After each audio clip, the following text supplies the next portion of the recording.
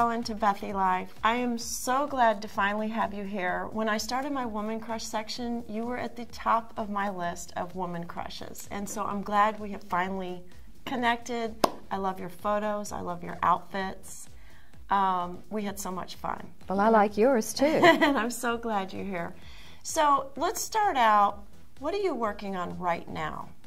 Well, I'm working on the Blue Cure benefit dinner with Dr. Dean Ornish, and it's a preventative lifestyle anti-cancer message. Yes. And everyone's into prevention. They don't want to take all these drugs. They don't want any surgeries, and they want to heal themselves. So there's a big educational component. There's healthy sports. They're addressing young boys as well as men, and the women and the families are all engaged. So it's a very wonderful organization, and I'm their honoree this year. Well, I'll be there. I was there last year. I love that party. It was great, wonderful. wasn't it? Yeah, the Whole Foods guy was there. Well, this year we have Dean Ornish, and Barbara and Gerald Hines are responsible for that, and they underwrote his fee. And we have wonderful auction items and Muda Faruka, and tickets are available and tables as well. Wonderful. So you have been raising funds for charities for countless years. Do you have any particular event that you chaired that was one of your favorites that you worked on? It's like asking which one of your children is your favorite. I have loved them all, from beginning with the soiree on the Swanee that was in 1979 for the Houston Ballet Foundation, to Marvin's $1 Million Evening for MD Anderson Cancer Center, the Stalin Foundation.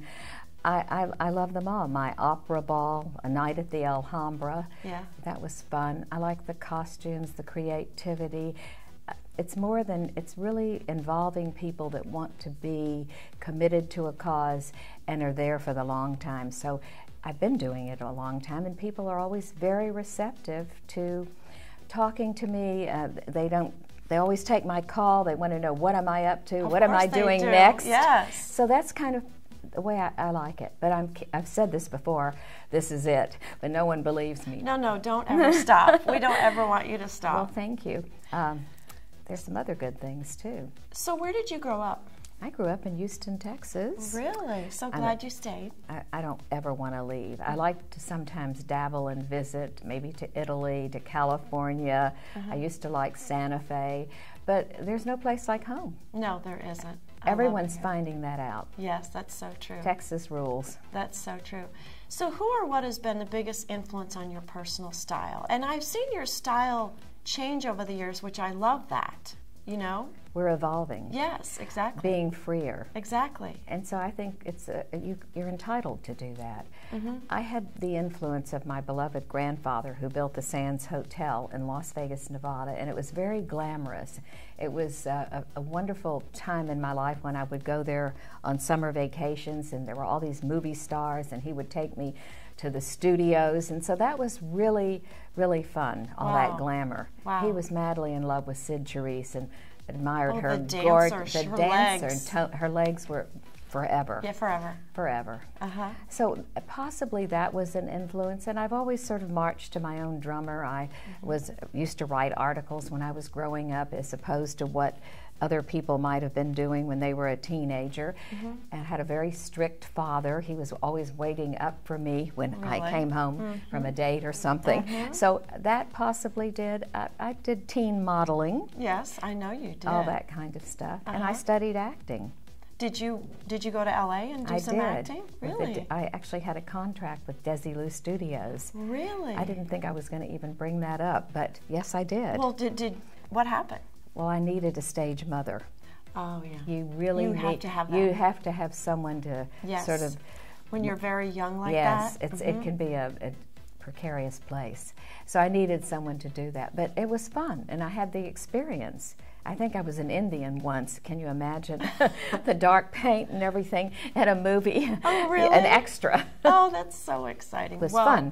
That I can definitely see you doing that, but we're glad you're back in Houston. I did a little opera, too. You did? You Here sang? in Houston. Really? Tell us about that. Speaking lines at Opera in the Heights. Really? The maestro sort of wanted me to be in Die Fledermaus, and I did, and I had 8 performances, And it was a challenge. You never know what you're saying yes to. Yeah, isn't that the truth? The wigs, the costumes, driving home late at night. But you didn't sing. You were more of a speaking part. I did. You did sing? I was, no, speaking lines. Okay. Ida, you don't want me to sing. That's so but it was great. good. It was fun. Yeah. You should take to the stage. I know you love ballet. Well, I have actually been on stage when I was younger, and actually I was in an operetta at University of Texas as a dancer. You know, so they sang opera and we danced around them. So yeah. Fun memories. I loved dancing on the stage. It was great. I like it. Really was. We have to do those things again. Never let it go. Yeah. So, what is one of your favorite indulgences? Well, there are lots. I mean, I love movies. Uh-huh. I like sweets. Yeah. A little bit of tequila. Don Julio. I like dancing, but since I fell down the stairs working with Dominique Walsh, I tore my ACL, so I'm a little precarious. I don't really want to do that right now, but I absolutely love to dance. Not ballet, just kind of rock just and roll. Dance. Yes, yeah. free spirit. So tell us some of your favorite places to shop in Houston. Well, I or sort of elsewhere, shop at both. I shop at different places. I always seek out. It can be some place in the Village, some of the little shops there. It can be Saks Fifth Avenue, Lay's Habitudes in Los Angeles. It can be just walking down the street in a different city and looking in the window and what strikes my fancy. Yeah, I'm the same way. Yeah. It's, and I get depressed sometimes wearing couture dresses because they're not free. Right. And you have to sort of deconstruct them to have your own opinion about things. Right, right. Well, I noticed lately you've been dressing in the steampunk look, which I adore. Thank you. I adore it, and you pull it off, and a lot of people can't. And it really fits you. I love it. I think you need to stick with that look. It's fabulous. I'm planning to. Yes, yes. So what are some of your favorite restaurants in town? Well, I love Armando's. Oh, gosh, it's kind I of know. like a haunt. It was where you had your fabulous birthday party. And it's like you like to go somewhere where they're happy to see you and they're glad you're there. And right. They would, if you wanted to bring in an elephant, they would probably allow you to do that. They probably would. But I love BCN, which it reminds me of Barcelona, the way their style of tradition and food. And I don't know, and I love La Griglia. Oh, yeah, and I do too. I like those places. Do you have a favorite place that you've Oh, traveled? and Karen's. I love Indian food. Oh, yeah. Is that on Westheimer, right? Yes. Yeah. She's moving. Oh, really? It's going to be a period where she's not open for a while. I don't know what I'll do. Well, speaking of celebrities, you've met a jillion of them over the years. Do you have any particular favorites or deep friendships you've garnered from all that? I love Sir Roger Moore and Lady Christina. Through my work with UNICEF, that's where we first met. And I visited them in the south of France, and I've had things for them, functions for them in my home. There are lots of them. I love Robin Leach. He's fabulous. I was part of his Healthy Lifestyles cookbook, and then he did Lifestyles of the Rich and Famous. Yeah, I remember that show. And I was on it. Oh, you were? Yes, I was.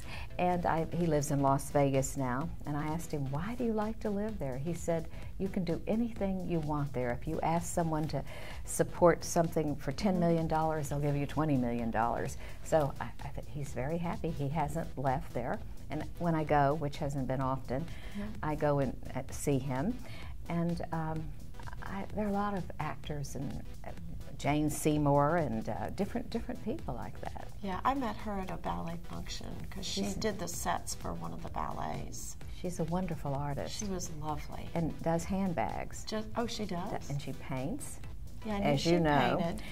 But I have one with a koi fish on it that I just adore. Really? When I had her here for UNICEF, we had an exhibit at a gallery for her, and then she had her handbags for sale. She's very smart about merchandising. Yeah, no, she's lovely and looks like she did 20 years ago. Yes, she's so lovely. She does. I'm trying to think of celebrities. You've got me there, but there are quite a There's few. too many, I'm sure, but I figured some of them would stand out to you.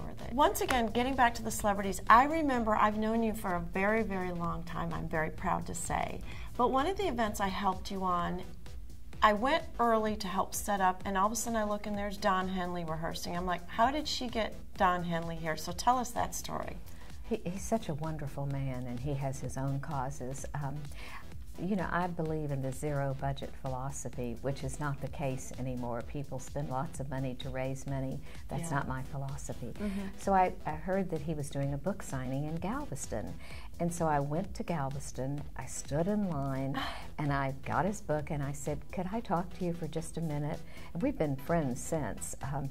And I talked to him about MD Anderson, and it seemed that his beloved mother-in-law had just had breast cancer.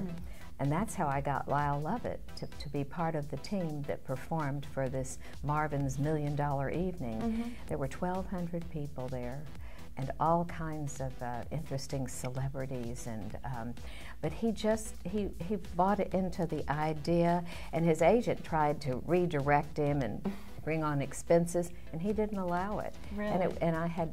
And we honored Marvin Zindler, who was very well known for his blue glasses, and I got someone to donate 1,200 pair of blue glasses that everyone put on when we sang Happy Birthday to Marvin. I remember that. You remember that? Yeah, I was there. It was great, wasn't it? It was fantastic. I still remember it. It was kind of like an Elvis moment. Yeah. The walls were in blue, and then you had this fabulous band playing, and I had had breast cancer. And I'd never said that to anybody, and I had to practice in front of a mirror because Don was going to say something, and so was Lyle, and so that was 20 years ago. So what are 3 things you couldn't live without? Lucas and Max. Yeah, your puppies. My wonderful memories of my son Jake Kenyon Schulman. Yes. And just this joie de vivre that keeps me going. It's like a special oxygen for me. Well, you have an aura. You have a very distinct aura, and it must be your zest for life. Zest is good. We can't live without it. Yes. And then to always want to do something beyond what we've done.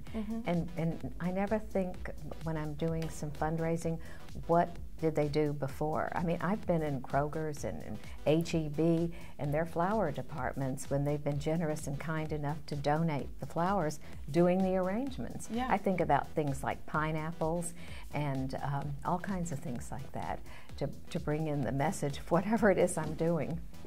So I'm also going to tell you you're exceptionally beautiful. Can you please give us maybe 3 of your favorite beauty tips? You're very kind. I'm just Beautiful speaking the lady. facts. Well, I'm a cream queen. I believe in creams. They can be any price, but I think at night you should have some creams. Do you have anything in particular you like that you use? Well, it can be from Neutrogena to Laura Mercier. I love things from Kiehl's. Yes. And they have something in a blue bottle. I don't know what it's called. It's a magic potion. And I don't get enough sleep because I like to stay up and watch old movies. Try to eat healthy, drink water. They have some great waters at Central Market.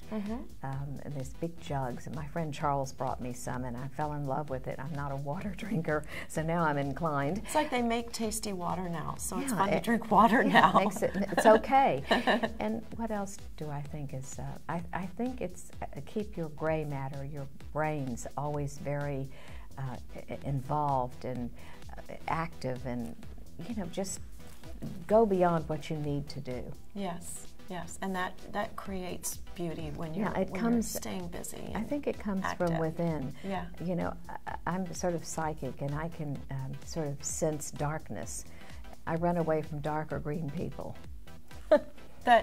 That's really. I was going to ask you my next question. That might be one.